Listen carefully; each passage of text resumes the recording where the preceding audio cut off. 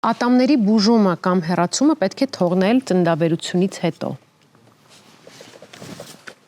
Բոլորը ասում են, որ սխալ է։ Ճիշտ են ասում, դեռ հերթության պլանավորման փուլում է ցանկալի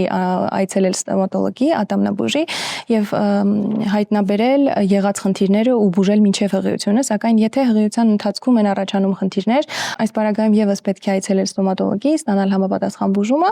ընդհանրապես պետք է նրան տեղեկացնել հղիության կարգավիճակի մասին, որպեսզի վերջինս կարողանա համապատասխան շտկումներ անել բուժման վարման պլանի մեջ եւ օգտագործվող դեղորայքների ցանկում։ Թերապիաները հղիության ընթացքում պետք է դադարեցնել։ Ինչ է պետք անել իրականում բժիշկ։ Եթե նկատի ունենանք արևմուտքում ֆիզիոթերապիայի ընդունված բնորոշումը, այսինքն վերականգնողական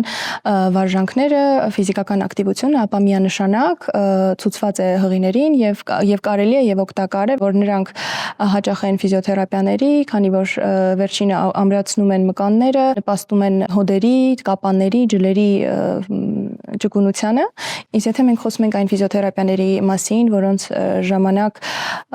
օգտագործվում է էլեկտրական հոսանք, խախտվում է մաշկի ամբողջականությունը, որոշակի քիմիական նյութերի օգտագործում են իրենցից ենթադրում, արդեն այս պարագայում պետք է յուրաքանչյուր կոնկրետ դեպքի համար դիտարկել կոնկրետ միջամտությունը ու դրա ցուցումները եւ հակացուցումները։